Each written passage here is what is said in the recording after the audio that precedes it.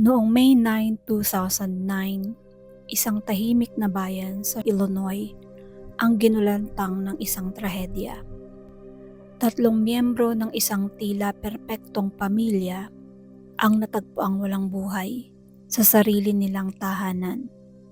Sa una, akala ng lahat gawa ito ng isang stalker. Pero habang lumalalim ang investigasyon, lumitaw ang mga nakakapangilabot na katotohanan.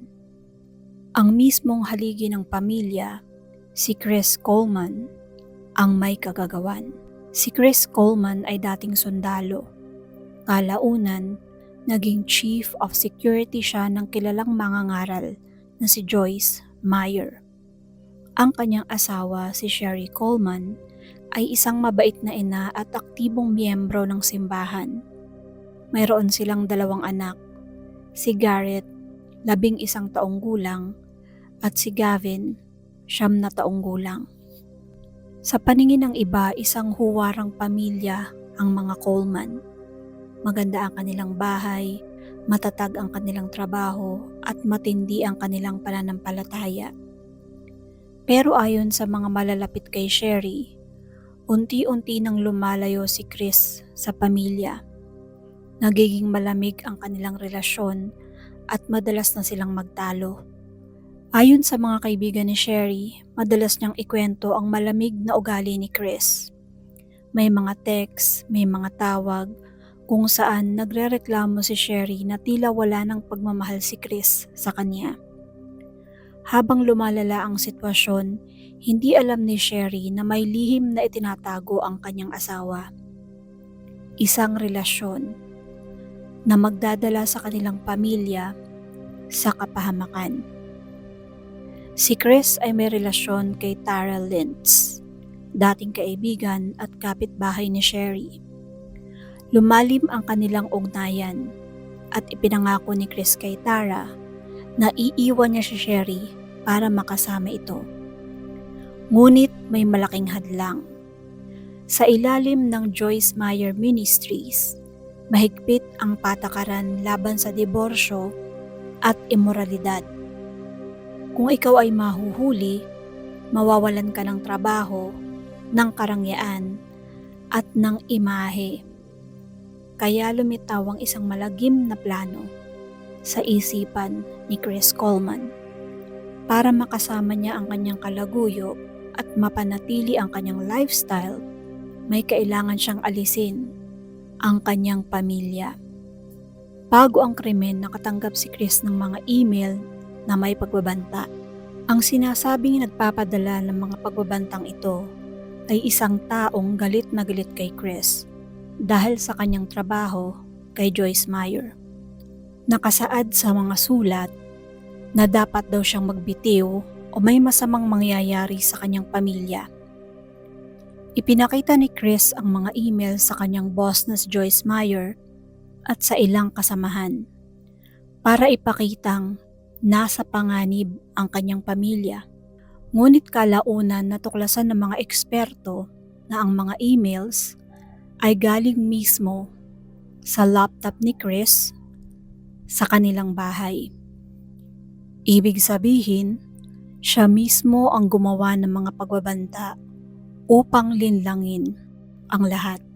Noong madaling araw ng May 5, 2009, umalis ng bahay si Chris papunta ng gym. Bandang 6:00 ng umaga, tinawagan niya ang kanyang kapitbahay at ang pulis.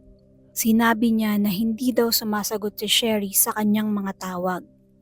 Pagdating ng mga pulis sa kanilang tahanan, tumambad ang isang malagim na eksena.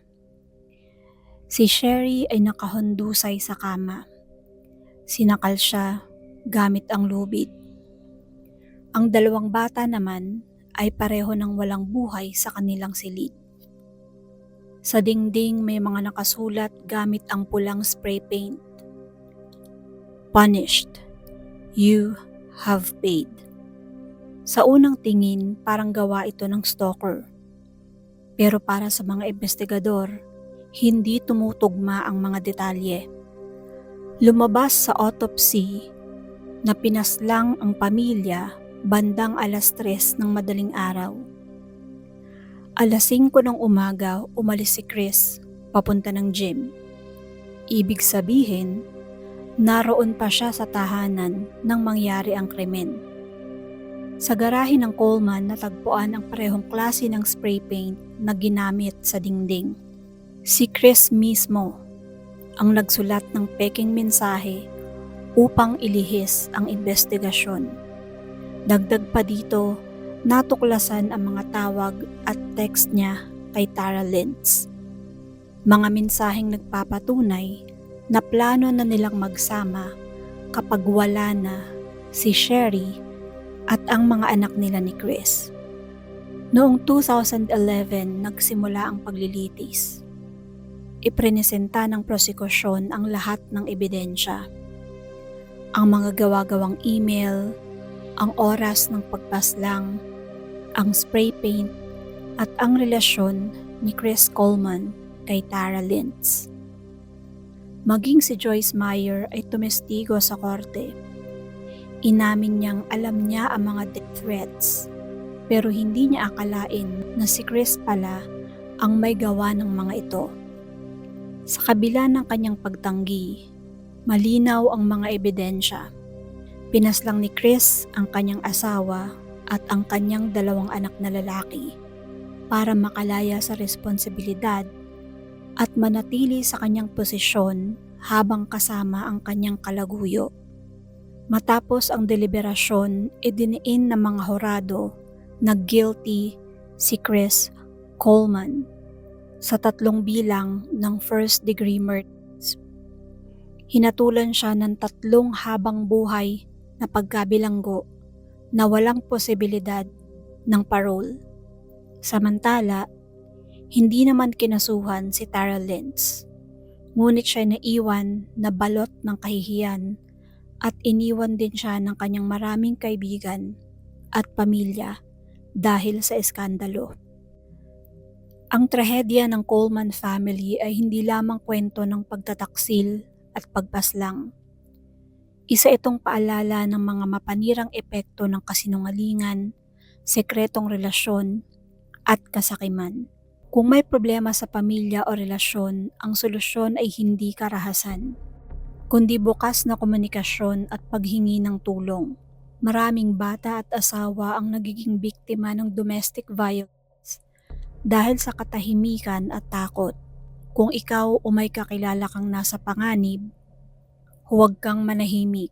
May mga linya ng suporta, kaibigan at komunidad na handang tumulong. Sa huli, pakatandaan natin na ang buhay ni Sherry, Garrett at Gavin, ang 3 inosenteng biktima na nawala dahil sa maling pagpili ng isang tao na dapat ay promotekta sa kanila. Naway magsilbing aral ang kanilang kwento na ang tunay na lakas ay nasa pagmamahal at pagrespeto sa pamilya, hindi sa kontrol at kasinungalingan. Walang sekretong hindi nabubunyag. What goes around comes around. Kung ano ang itinanim, siya rin ang aanihin.